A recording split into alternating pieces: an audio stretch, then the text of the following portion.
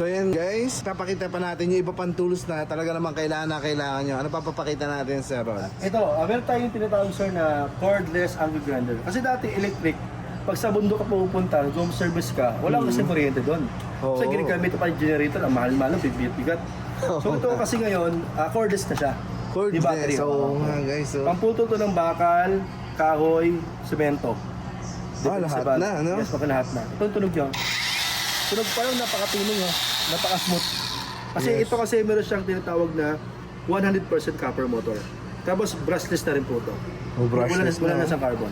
So hindi na rin maano sa maintenance, no, Sir? Opo, sa maintenance wala na rin.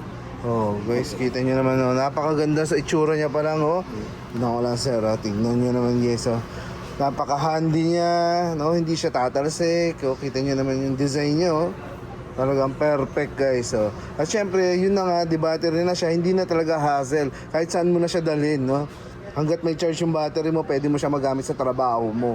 Halimbawa sa sa mga matataas na lugar, hindi mo na kailangan ng mahabang extension. Dalhin mo kahit sa bangin, kahit sa gubat, sa kuweba, pwede ka magtrabaho. Kasi nga to, mga cordless na. Ayan. So, asan ang box niyan, Sir? Ang mga kasama niyan? Yung box nito, sir, ito yung kasama nito. Ayun po, kasama. Oh, yun, naka-hard case na rin pala to, Hard Sir. case po yan, sir. Naka-case Ayan, talaga yan. Hindi lang basta hard case to, talaga matigas ang case yan. May kasamang bala, 3 peraso na. Oh, yun, Yun ang Ang the size best. nito ay 5 inches po. 5 po yung sukat ito, 5 inches. Tapos po, dalawang battery na rin siya. 10 cell battery, mabigat ang battery. Matagal malobat. Kita nyo na Kasi yun, malaki yung guys. battery yan. Dalawang battery, tapos isang fast charger po natin. Yung handle niya, para po dito pag ginawakan, hindi ka mangalay. Oo nga. Kalawa kanan po yan. Saka yung guard dito, para di ka matalsikan yung abo niya. Susunod niya. Yan, yun yung set niya. Ito yung pinaka-guard niya, pero yung iba hindi na ginagamit. Yung mga veterano na po. Veterano kasi. Oo. Pero kayo guys, pag baguhan pa lang, meron tong ganitong guard. Gagamitin nyo, importante rin niya. Ayan. Sir, ang price dito, sir, 2,800 lang po. 2,800. Yes, Naka-cordless ka na yan, Kung sa guys. iba, makakabili ka ng 5,000, 8,000. Oo. Sa akin, 2,000, 800 lang. Guys, narinig nyo ba yun? Talaga naman dito, talaga affordable ang ating mga napakagandang mga tools at mga quality. Siyempre, magagamit nyo ito ng mga pangmatatagalan talaga. Guys, may papakita kami sa inyo. Ito, napaka-useful din, Sir. Pakita mo natin yan. Sir, ito ang tinatawag na circular saw cordless. Cordless, Tinatawag circular din siyang, saw. Ayan, tinatawag din siyang marble cutter.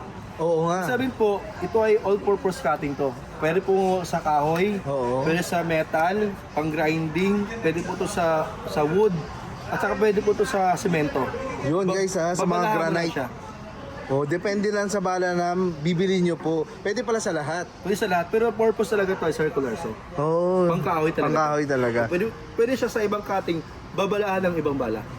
Bibili na kayo nung guys sa mga hardware na mga pang marble, pang granite. Ang Ayan. maganda sa kanya, rubberized na rin yung yung handle niya, kaya hindi po madulas yan.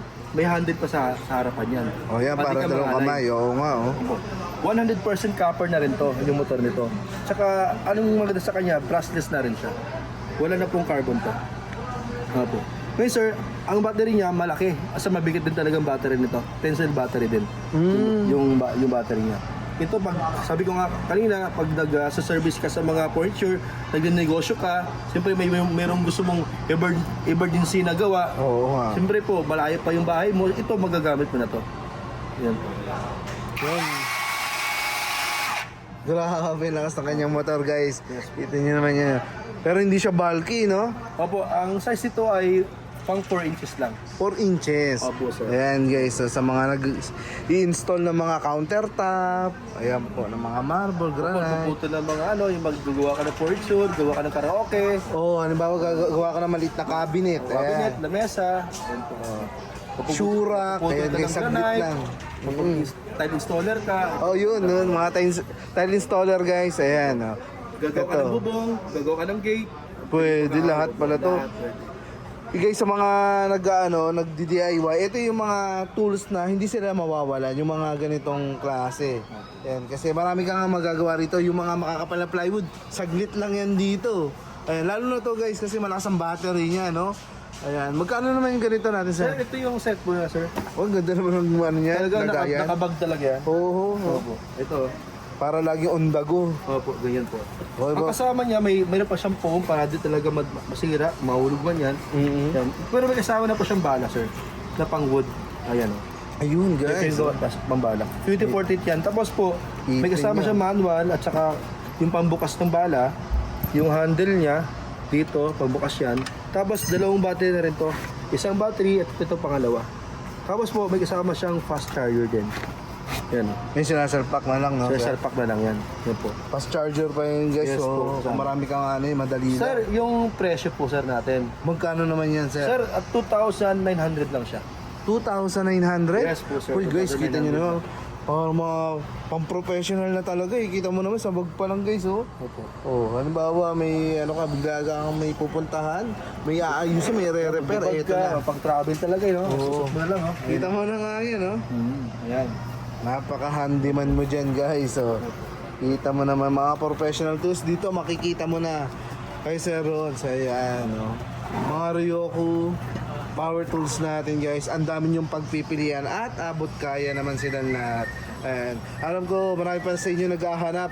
Tutuloy na natin to guys hanggang sa mga ano pa to sir? Sander? Opo, ito yung tinatawag sir na ano. Ito yung Ito? yellow series namin. Yellow series. Opo, mag-green series, may yellow series kami. Ayan guys ha, papakita namin to.